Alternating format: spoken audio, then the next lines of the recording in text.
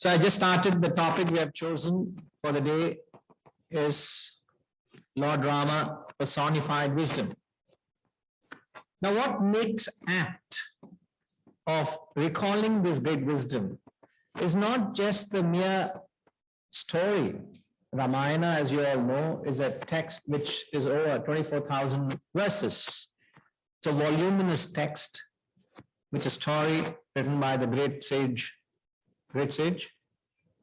Valmiki. But what is relevant today in our lives is, does it have a relevance in our lives? Something which existed in time. The fact that we call it a Sanatana Dharma has a relevance. But what makes it relevant is just not the mere story or the mere beauty of the great character of what Lord Rama was. In fact, Lord Rama was such a divine personality, I'm talking of Lord Rama, so don't mistake it to anybody else.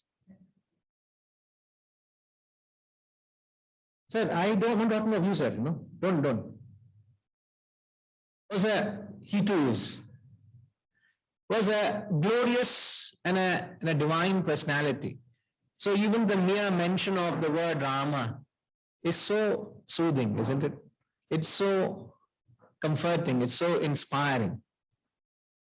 And I must say, more often than not, every other day, I get a lovely message from, where is Ashama? Ashama. And I must someday compile all her messages and preserve it for time.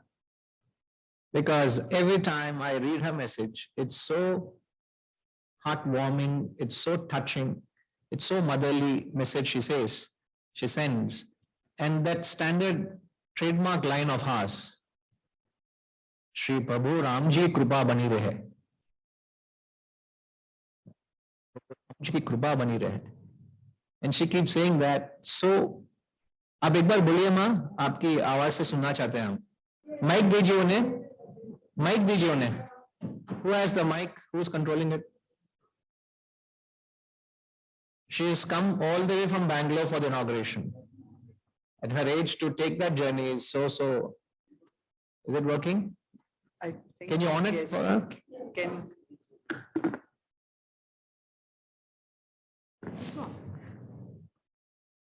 प्रभु श्री राम जी की कृपा बनी रहे. और एक बार बोलना पड़ेगा आपको. प्रभु श्री राम जी की कृपा बनी रहे. हमेशा बनी रहे.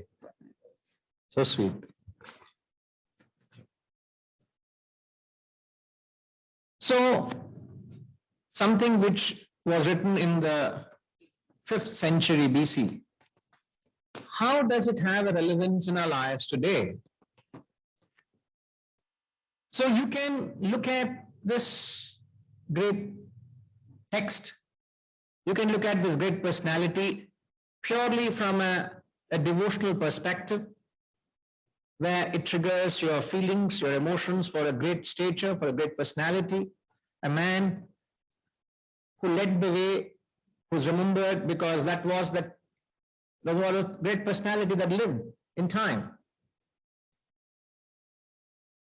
So even when you sing a bhajan, in fact, I request you all to do stay back till the end of the evening, because we have planned for some lovely music, some Ram bhajans, so that all of us can invoke the bhakti, the devotion as well. So there's a devotional element.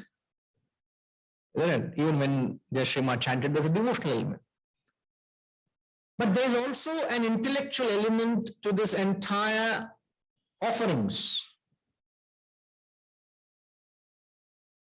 You take it from either you can take it from a devotional perspective or an intellectual perspective. When you take it from an intellectual perspective, everything that is captured has a subjective relevance. Now, what I'm saying is, an objective representation has a subjective phenomenon. An objective representation has a subjective phenomenon. Means whatever is captured, see, intellectually, I would say it's not wrong, you all know. Please pardon me for putting in that language. Lord Rama was a hero, a central role of a story written by the great sage Valmiki. Am I right? I'm just being factual. So Lord Rama was a figment of Valmiki's imagination. I'm taking a purely intellectual perspective. I'm not saying Lord Rama did not exist. I'm not saying the Setu bridge, the bridge which they say, which took them to Lanka, all that doesn't exist. I'm not debating on that. The moment I take devotion, my heart melts. The moment I take intellection, I'm triggered to think. So you got to take this twofold approach to see what this wisdom has a relevance in changing my life today. And if you don't do that, the approach is incomplete. In fact, it's a very shallow approach, I would say. So our attempt today would be to draw out the deep philosophical significance of all the central roles or central characters that we played in Ramayana. It will be demanding. I need the whole day, perhaps a few days, to go into all those roles, because the 24,000 verses, a text, it's a voluminous text, but I will take salient aspects and compare.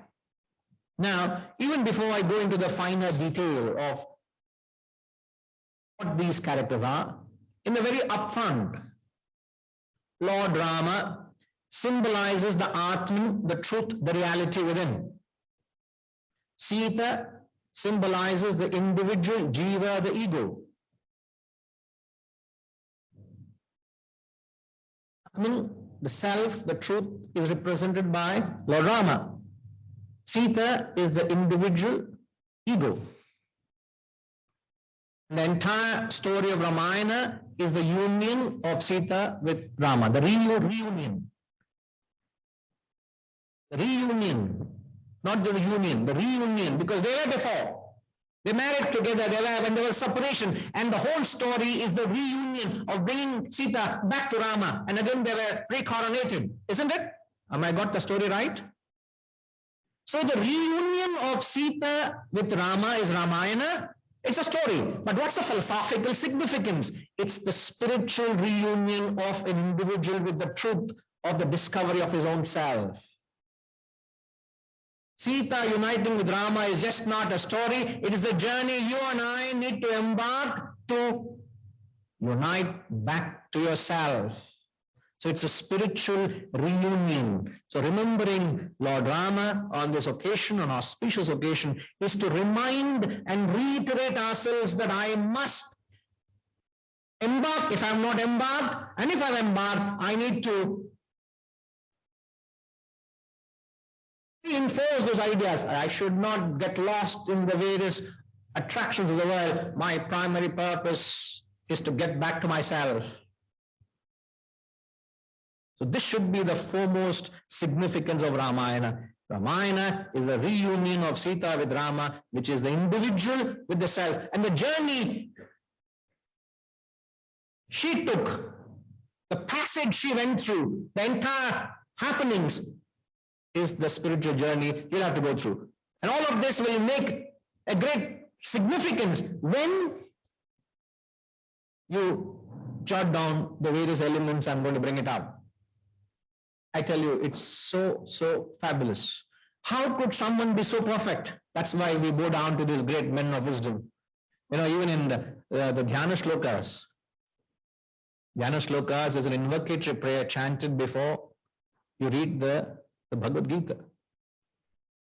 And in there, we pay our homage to the Guru, which is great Vyasa. And we chant this famous mantra, the verse, it says, Namostu te Vyasa Vishala Buddhe Fullara Vindayata Patra Netra Yena Tvaya Bharata Thaila Purnaha Prajwalito Jnanamaya Pradipaha. The Deepaha, he lit the lamp of wisdom in you. Namostute Vyasa Vishala Buddhe. Not an ordinary intellect, Vishala Buddhe. And men of wisdom don't go wrong. So don't sit and trying to prick and find out where they are wrong, what they did is wrong. Because there are critics who find fault in Rama's character.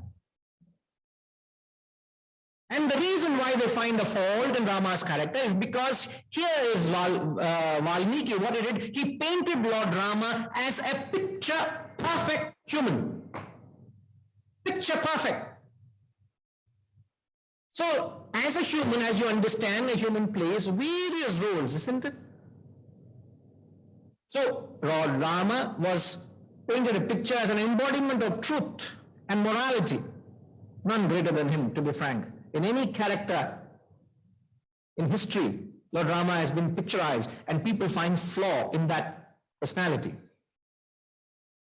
But the various roles Lord Rama played, in fact, Lord Rama was a perfect son. From any angle you look at it, the roles few I take a mention of, he was a perfect son, an ideal king, he was a real friend. He kept to his word to Sugriva. If you know the story, if you can recall the story. Sugriva, he was a very devoted husband who went all the way to bring back Sita. As a king, he could have considered many license. They had the license, but he said, no, I want to bring back Sita. He went all the way to bring back Sita, a very devoted husband. He was a real brother, an ideal father.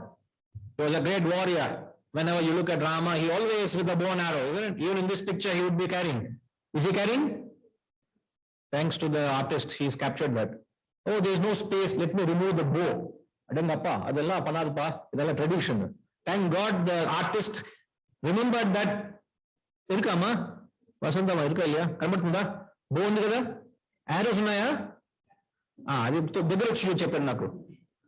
So they had to have a bow and arrow. Why? Any photo they are, even a family photo, he would have a bow and arrow. A family photo at least could have said no. He always had a bow and arrow. Why? These men had a purpose. What's the purpose of these great men? Yada yada hi dharmasya glanir bharata apyudhanam adharmasya tadatmanam sujanyam. Wherever there is adharma, I am born, the Lord says. So these men came only to set right the imbalance between adharma and dharma, and they re-established dharma in their lifetime. And destruction of negativity is symbolized by a weapon of destruction. That's all. The weapon of destruction symbolizes removing negativity and evil from the world, and they all did all through lives. Now, just a quick mention. Why is there this apparent contradiction, and why critics find a reason to find a flaw? Now, before I do that, I'll give an example. Let's say a painter who's trying to paint a picture of a charming, beautiful lady. To stretch your imagination, you can, in fact, whom can you think of? Leonardo da Vinci. He painted the famous Mona Lisa. It is the most sought over painting in the world. And he's just painted a half, not a full length body, a half up to the waist, a portrait of a lady. Now, when he is doing that, he brought each element into that painting to give it life, isn't it? The eyes, the nose, the ears, the hair, the combination, the lips, the frame, the shoulder, the neck, all these elements which bring about that. But let's say if he had brought the best perfect nose into the picture, the perfect eyes, the perfect hair, the perfect ear, the perfect eyes, put all those perfect elements and create a picture, it will be a caricature. Isn't it? But if you personally ask me, I don't like the picture of Mona Lisa. Because I don't think she is the most charming lady. Maybe in his time it would have been the most charming lady. I see so many lovely charming ladies here. He's got a couple of lovely charming ladies. They're distracting me actually. Here also. I have known Amma for 30 years. I say Gopi Garu and Sudama, they don't age. They were my first students I met. I must take. No, it's a great, it's a great memory. In fact, maybe I should have you all share that experience with everybody, at the end of it. So please, I can request you. So what I'm trying to say is you bring all these perfect elements, the picture is not perfect. So there has to be some imperfection to make it complete. So when you take all these perfect roles as a son, father, husband, warrior, brother, etc., you start seeing all of them together. It seems there's a contradiction. I'll tell you where the contradiction is. A couple of examples. When Lord Rama was getting prepared for the coronation the next morning or later in the day, suddenly he was summoned by his father Dasharatha. In fact, Lord Rama is the son of Dasharatha. What does it mean? What does it mean? What does Dasharatha mean?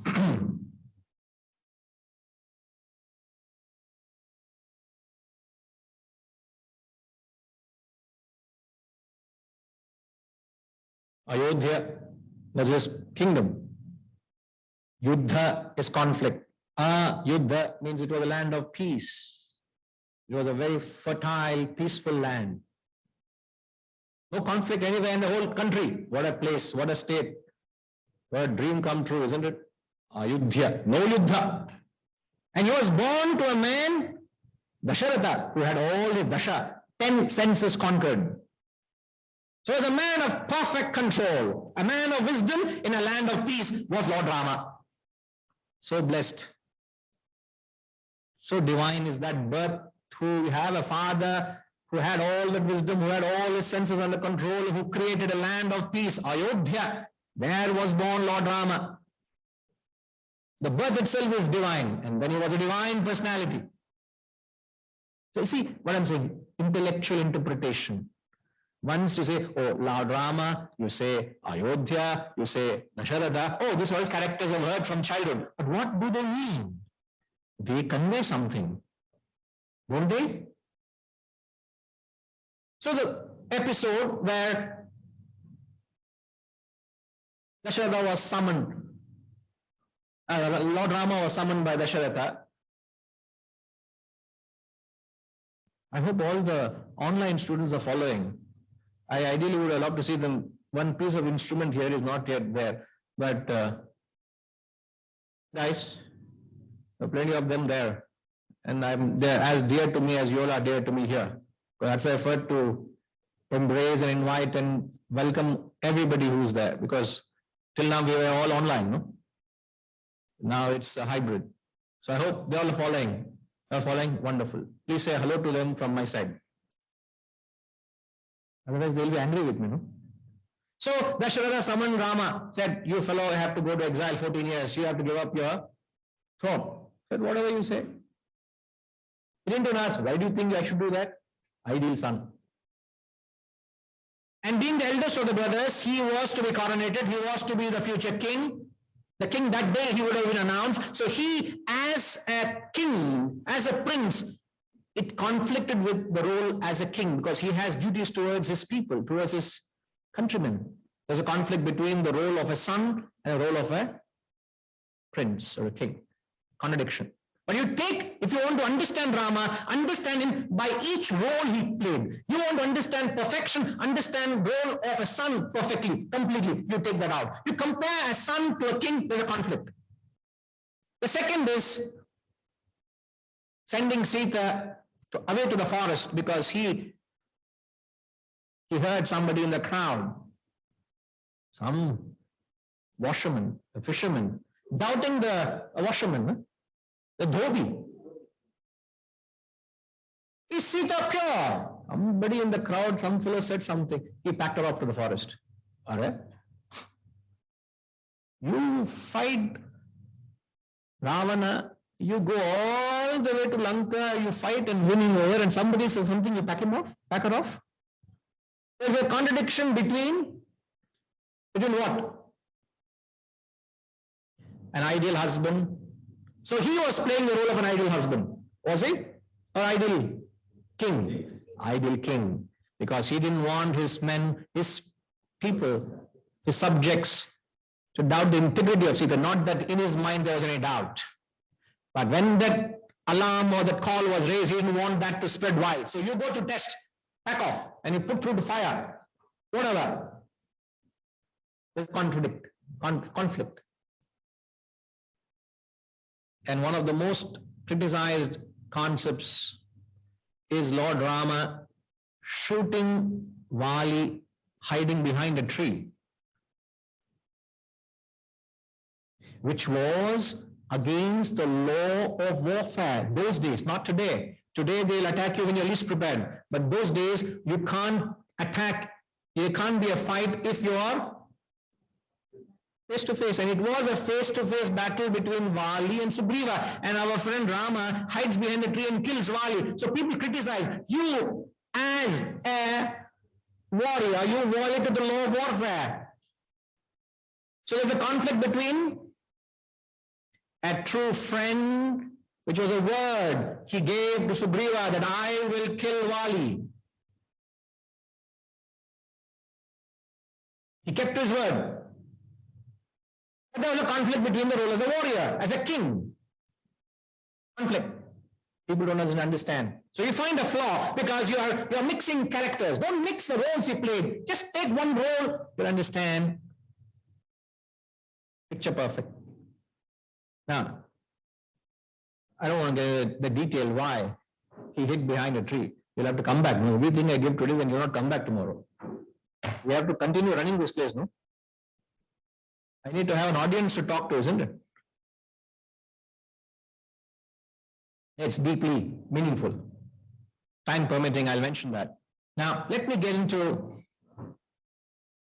the real.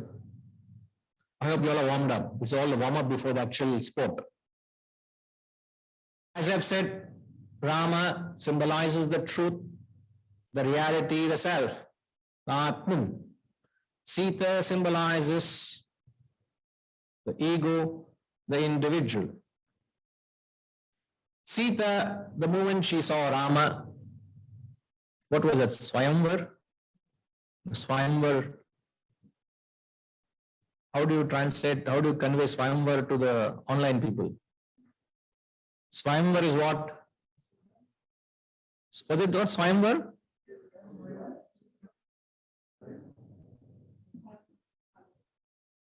But was it not a, what do you call that, the whole setup? The setup of Swayamvar. Okay, Google and find out. Ask your Google guru. This guru has no answers. Currently. So where are you? Something we also have to find out. So, the moment her thoughts fell on Lord Rama, she got transfixed. There was nothing else in her mind. And thereafter, when she was married, she came to Ayodhya palace. She was very comfortable. She was a princess. So she moved from where she was to Lord Rama's home, which was a palace. There were princely life they led, but suddenly she followed Rama, even though Rama said, I have to go to exile, not you. You please be in the comforts of the palace. I'll come back. 14 years will pass by. Don't worry, I'll come back. Because he said, I will not say no to the word of my father. I don't know why he said that. It could be a mere impulse. He said, but I will keep to the word I gave to my dad. But you stay. She said, nothing doing. Where you are, where I am. So she went along with Rama into the jungle, into the woods. So it's not that she's a princess, and walking barefoot into the woods, not knowing what's in store for her. She happily. Why? Because her thoughts were on Rama. Now, all what I want you to remember is point 1. I'll mention 4 points here. Point 1, she was reveling in bliss. She was reveling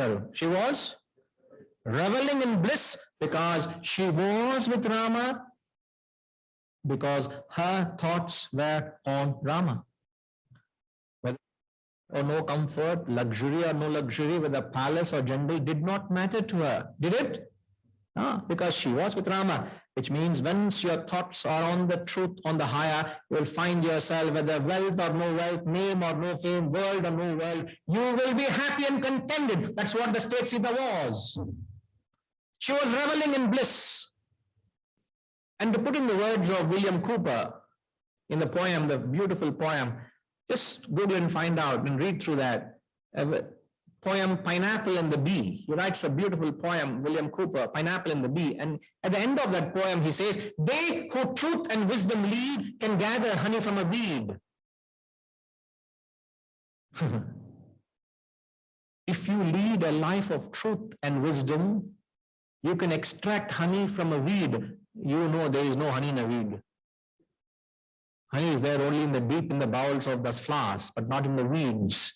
He says you can find honey in a weed, means whatever be the life, how simplistic, how innocuous, how meaningless the life can appear to be, it is soulful, rich, because you are reveling in the bliss of the self. That was the state of Sita. She reveled in the bliss of the joy, because which came from her association, her thoughts, her company, being with Rama, her thoughts were Rama. Then came the climax. The first time Sita entertained thought other than Rama. The whole turning point of the story, so beautifully captured, is when Sita, again I said, not that she hasn't seen gold or glittering in her life, she has lived a princely life, but for some reason she was attracted by the golden deer. That golden deer overpowered her sense of reasoning and common sense that there is nothing like a golden deer. But sadly, she fell a prey, as all men, all women, all people fall a prey to that golden deer. And what does a golden deer mean? Golden deer symbolizes the worldly pleasures, the joy you derive from life, an extroverted life. I want more and more and more. I'm not happy with it. I want more. That greed and lust for wanting more. That's extroverted. So the first wrong step, Karunama, of Sita was she thought of something other than Rama. And that very moment she got in trouble, wasn't it? How many times are we thinking of the world? Venkatamji?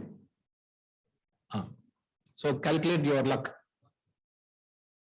Chance of what I get into trouble is, my God, I'm all the time thinking of what can I grab, what can I gain, how can I do this, what can I get that, all in extrovertedness.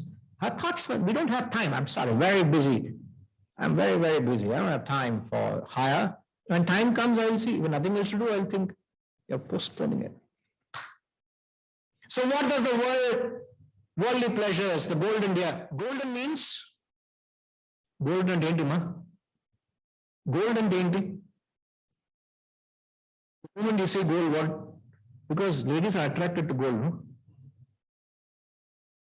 But I'm being in a negative context, I'm saying. The golden symbolizes what? Something which is tempting, attractive, tantalizing. It's very tantalizing. It draws you. Glittering, glamorous. It just draws you to it, isn't it? So golden means that.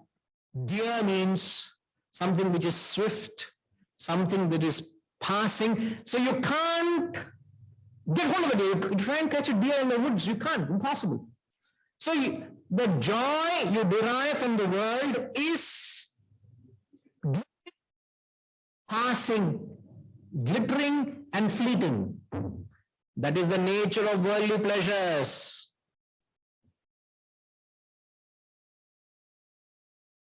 My dream is to have a Rolex watch. Or my dream, I'm not doing my dream, I'm just saying example.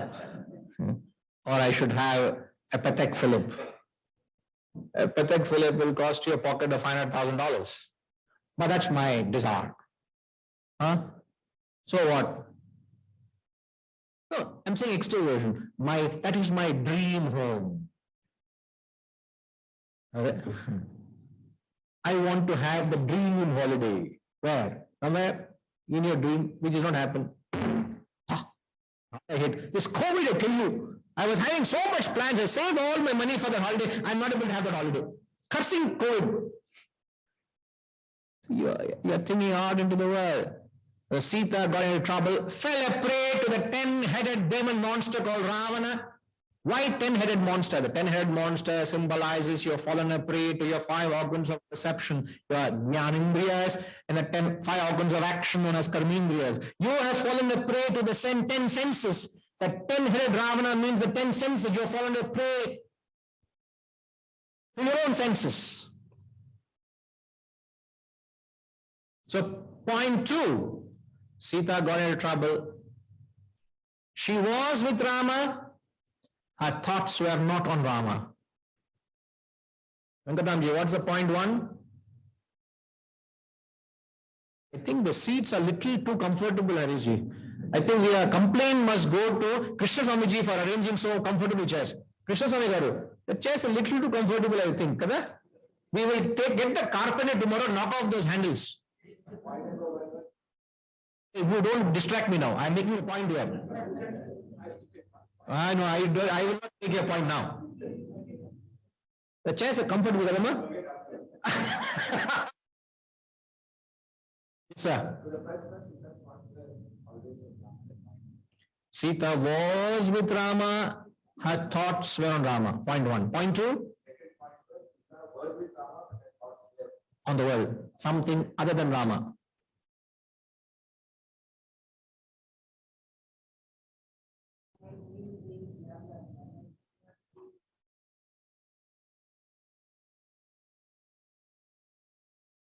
Pinkima, you have got the mic with you? Okay, no, sit down. You got the mic, no? Can you read that sentence that you read in your introduction? No, you don't have to go to the podium. You can sit down and read. No, I can't give him a mic now to you. Which Very namaskaram.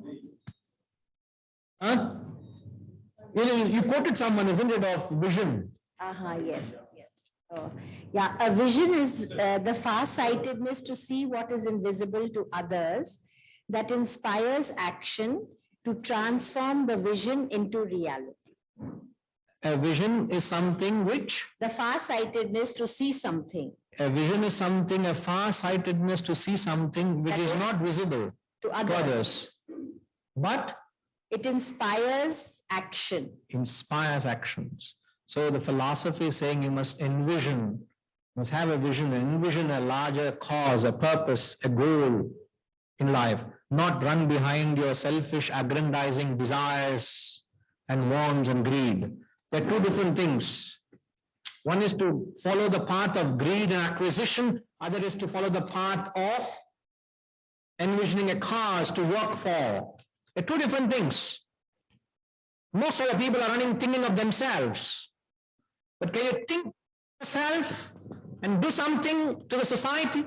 Do something for a cause you believe in? That's what. The greater the cause, the greater the inspiration. You think of yourself, it is very shallow. It's like a frog in the well.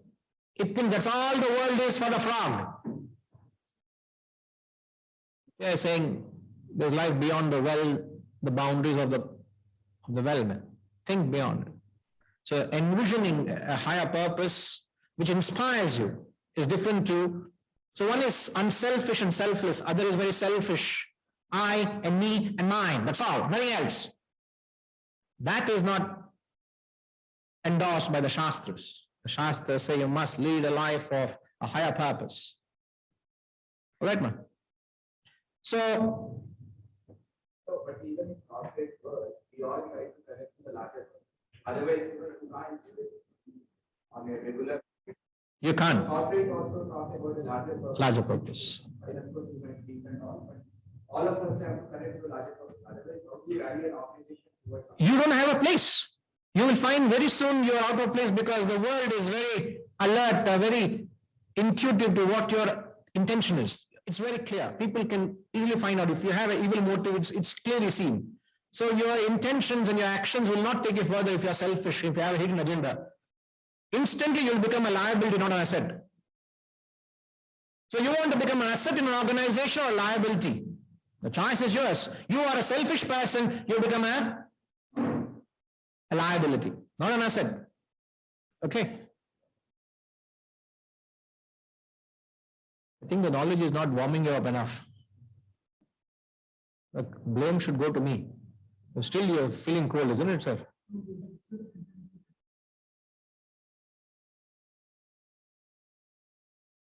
First thing which Rama did to regain Sita. The first thing which Rama did to regain Sita was he killed Vali. He got an understanding with Sugriva that he will kill Vali. Vali was the brother of Sugriva. Vali symbolizes sense objects. Vali was a sensuous person.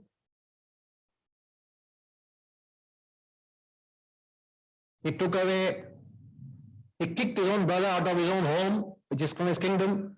He usurped his throne and married his wife. Own brother marrying his own brother's wife. That's the kind of character Vali was. So Vali symbolizes a sensuous person. And now this is the reason I'll tell you why Rama hid behind a tree and shot Vali. Whenever you face a sense object, you lose half your strength of control.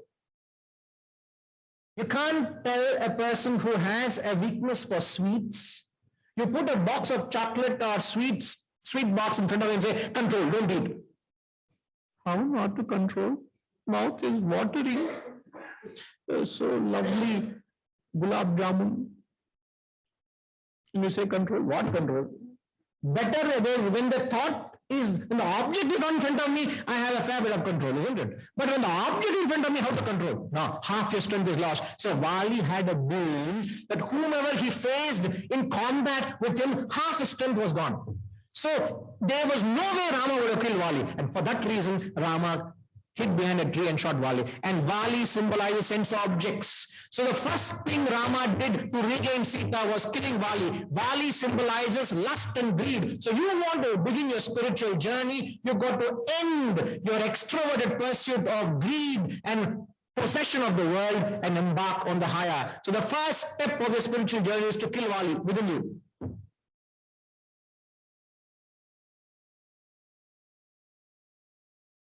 And if you don't do that, there's no chance. You've not started your journey at all. And then after killing Vali, he appointed Sugriva. And Sugriva means one who has self-control. He was a man of service and sacrifice. What he did, he gave all his monkey forces.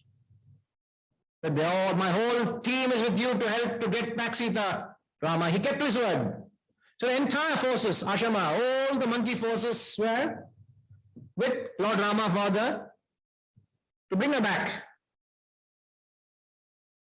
And what do the monkey forces symbolize?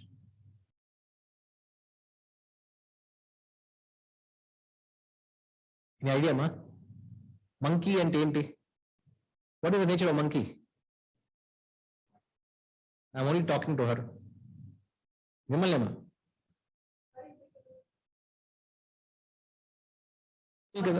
Naughty, that's the right word. I knew I'll get it from you. A mind is compared to a monkey. Don't they say a monkey mind? You have a monkey mind? A monkey mind is that which is all the time fidgety, it is restless.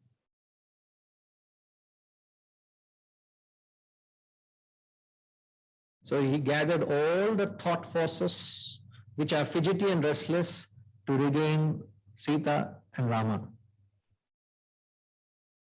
Now, how many thoughts do you have with you, within you?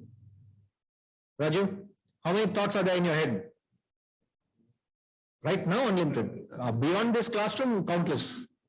So all your thoughts, and where are they going? Each thought is running in different directions, isn't it?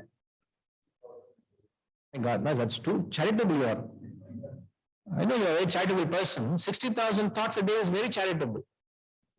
The innumerable thoughts, sir. I don't know where my mind is going, running me. It's like different horses running in different directions.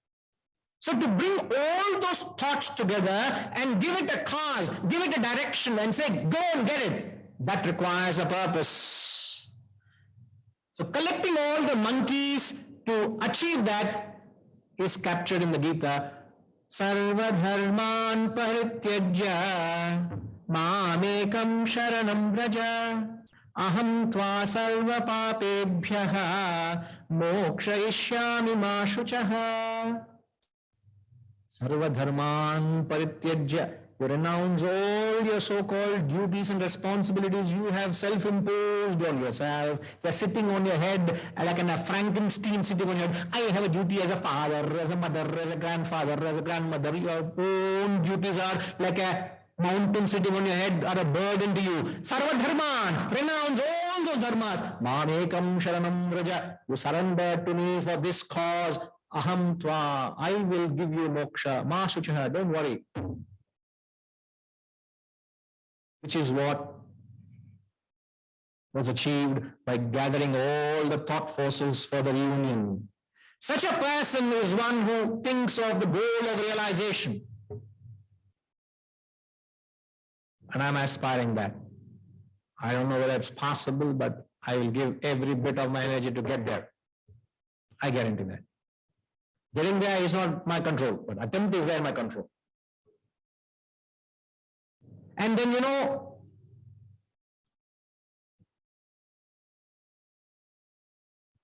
why do you worship Hanumanji?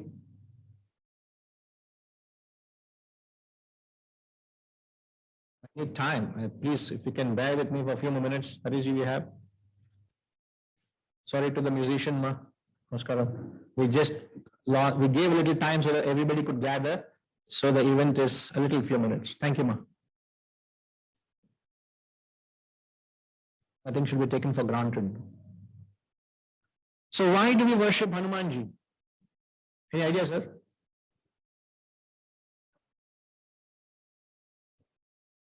Just a statement, sir.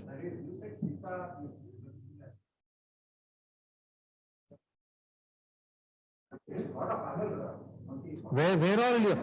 No, so we have come to the point now. So now we have come connect.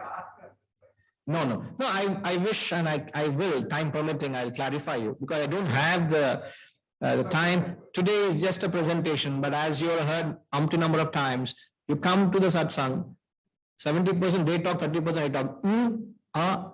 That's all I do. Most of the time they are talking. So you'll have umpty number of chances to clarify. That's the platform, that's the approach we take.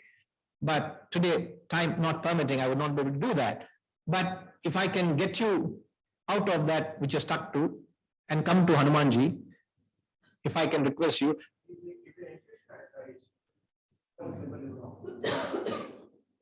Indeed, he is Ati Balavan, strong. But I'm not talking of the strength of Hanumanji here. What am I talking about? Gathering all your thought forces and being. He was steadfast, he was devoted. In fact, his thoughts also got transfixed to Rama. Once Hanumanji saw some two fellows, he was as a monkey, he was in the trees. Where else monkeys will be? He was busy in the trees and two fellows were walking. And the moment he saw them, he said, who are these two charming young men? And he got down, got into connect with them and he took them, my king might help you. And he took them to Sugriva. And then the rest of the story unfolded, isn't it?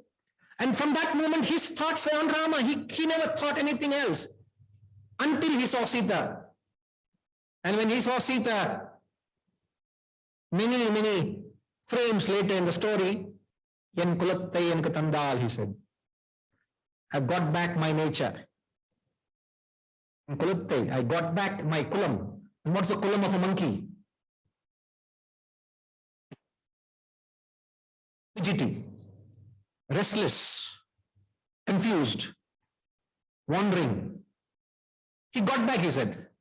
The moment he saw Rama, he got transfixed. He couldn't see anything other than Rama. Later on, he saw Sita Ma. Oh my God, what a lady she was. So he almost started admiring the nature of Sita Ma also. So there was two things to think of, Rama and Sita now. Why Hanumanji is worshipped is because Hanumanji achieved which no monkey achieved, which is to conquer his mind. So when you worship Lord Hanuman, you must remind yourself of the other things which you associate. Is one prominent thing is he conquered his mind and he's got his mind fixed on Rama, which is not the nature of the mind. So he went against the nature of the mind and conquered it. That's what you worship Hanumanji for. So whenever you see Lord Hanuman, I also must get a grip over my restless mind and discipline it within me. Very powerful reminder. So as I've said, when you start what do you start your spiritual journey with? By killing Vali. The Vali within. When you kill the lust and greed and materiality and sensuality within you, your spiritual journey begins. Now, how do you know whether you're in the right direction? Then comes, come on. I'm going few frames further. I don't have time. So the third point is when Sita, Ushama, when Sita was in Lanka, where was she? Ashoka. Ashoka means no sorrow. Correct? Why was she in Ashoka? She knew even before Hanumanji came with the assurance of the ring of Rama, she knew my Lord will come. So again, can you repeat the first 2 points I said? First was Sita was with Rama, her thoughts were on Rama. Point 1. Point 2, Sita was with Rama, her thoughts were away from Rama. Point 2. Point 3, Sita was away from Rama, her thoughts were on Rama. So the first point, when Sita was with Rama and her thoughts were with Rama, she was in bliss. Am I right? Second point, when Sita was with Rama, when her thoughts were not on Rama, she was in stress. She was in sorrow. She suffered. She fell a prey to the monster. Third, she was away from Rama. Her thoughts were on Rama. There was no more sorrow. Ashoka. This is the philosophical significance. It's not just a story. We bow down to their wisdom. Again, Namostute Vyasa Vishal Buddhe. Vishal Buddhe. You have to understand you are bowing down to giant intellects here. Everything they did was with a purpose. Everything is placed for a purpose.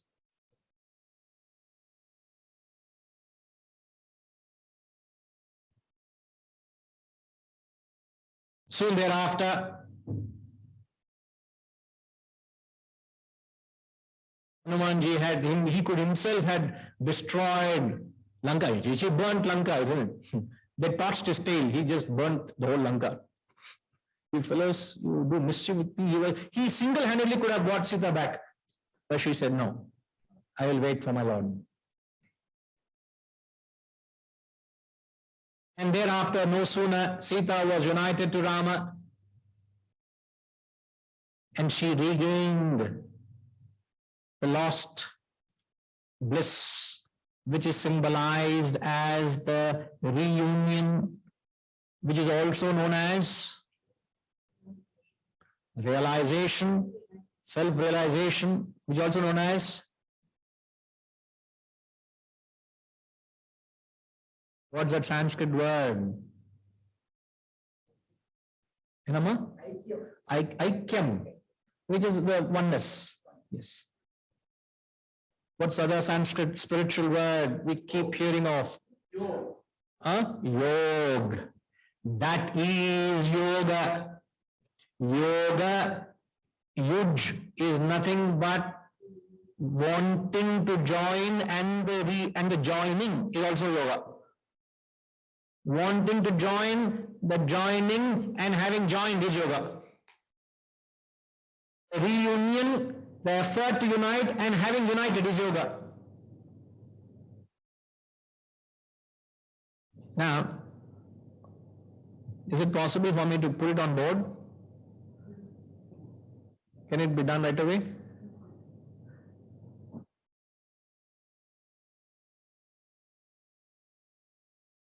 I want to capture it so that you will not, teacher says many things in school, but until she writes on board, you will not remember, no? So like that, I want to use the board and write. I can start using it.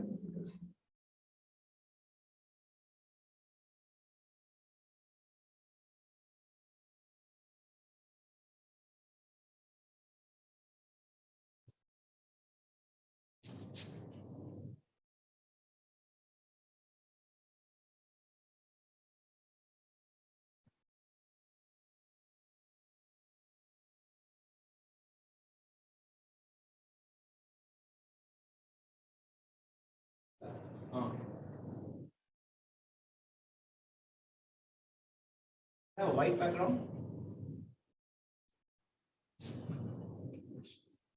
The background is black, you can write in white. The first point was, can the online people see? Yes, yes, yes.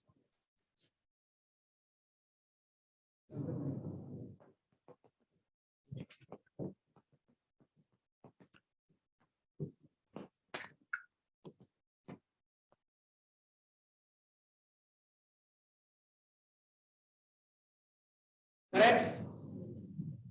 Point 2.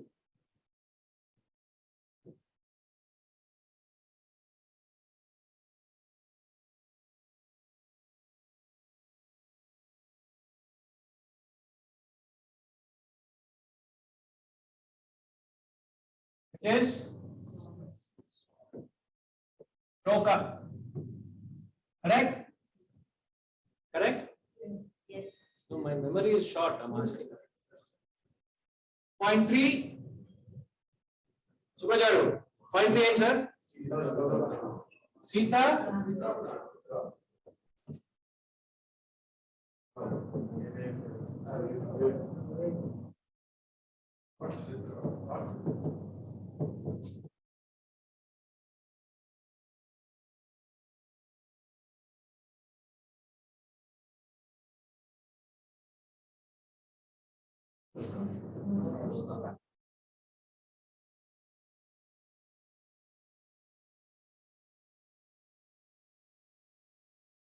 There is a difference between the bliss you get when you are with Rama and the difference between that and this. You must know the difference. There's a difference in the bliss of being with the self and lack of sorrow. There's no sorrow. And point 4 is Sita with Rama.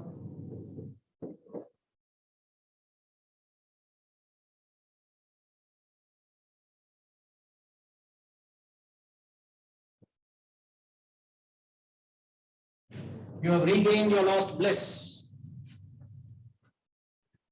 Now I want you all to tell me, as I've said, it's not the story of Sita and Rama. It could have happened in history in time. It may not have. That's not the point of discussion. The point of discussion is what that teachings has relevance to my life today. Now, where do you find yourself? Pawan, where do you find yourself in these 4 states?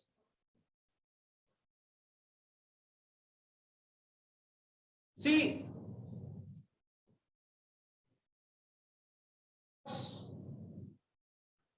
can be on Rama or the world, but there are 4 points I mentioned. Where do you think find, not yourself personally, but I'm saying generally people are. Where do you think people are? All of them are. Where?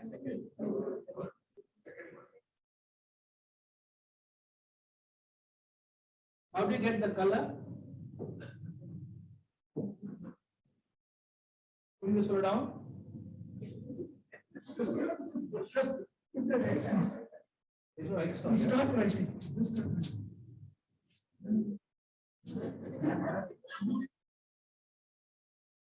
Your toys are there. So,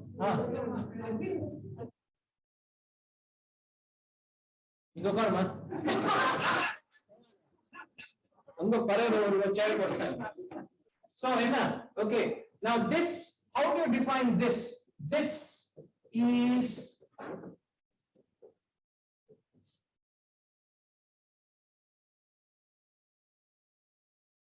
materialistic person is this, who is in the world, whose thoughts are consumed and occupied in all what the world has to offer. And the third point is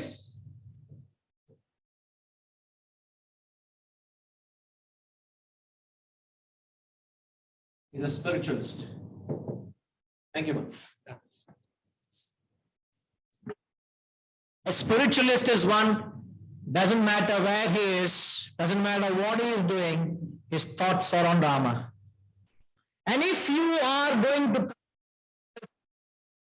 whatever dharma demands, you can be a sportsman, you can be a musician, you can be a butcher, you can be a carpenter, you can be a grihastha, you can be a sannyasi, you can be whatever you are, do your duties as they demand.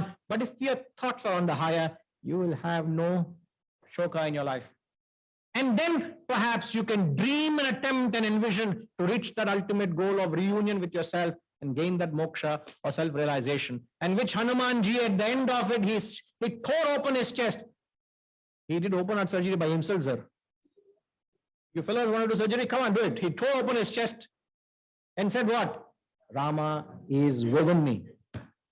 So you don't have to go and search for Rama anywhere. Rama is that truth right within you, right here, within you. And this temple of wisdom will help you discover it. Please come. Thank you. Namaskar. Hari Om.